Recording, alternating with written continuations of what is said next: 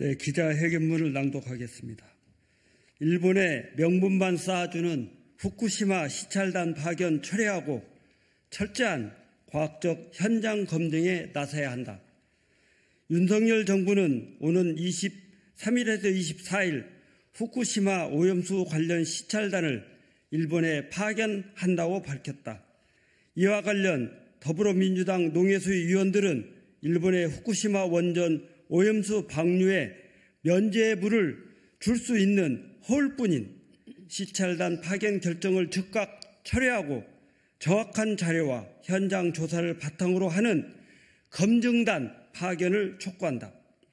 후쿠시마 원전 오염수 방류와 관련한 우리 국민의 불안감을 조금이라도 해소하기 위해서는 후쿠시마 원전 오염수 방류 선철회 후 국제기구 및 관련 국가와 민간 부문의 실질적 현장 조사가 양국 간 논의의 시발점이 되어야 한다.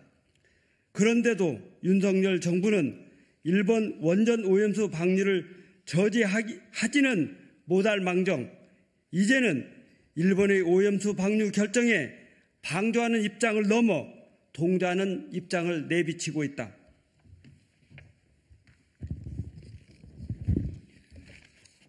상당수 국민은 이번 윤석열 정부의 시찰단 파견에 대해 공동조사라기보다는 오염수 방류가 안전하다는 일본 정부의 홍보 내용을 둘러보는 견학에 가깝다는 우려의 목소리를 내고 있다.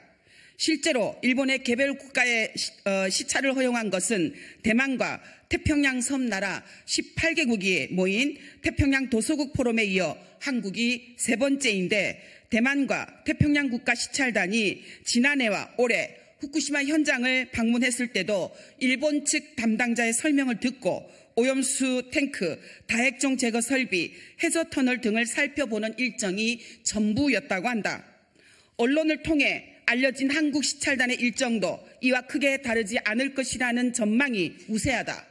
겨우 이틀 동안의 시찰로 후쿠시마 원전 오염수 방류에 대한 과학적인 조사가 불가능할 뿐만 아니라 만약 시찰단이 아무런 문제를 제기하지 못하고 견학만 하고 돌아온다면 오히려 일본의 원전 오염수 방류에 면죄부만 주는 결과를 초래할 것이 자명하다.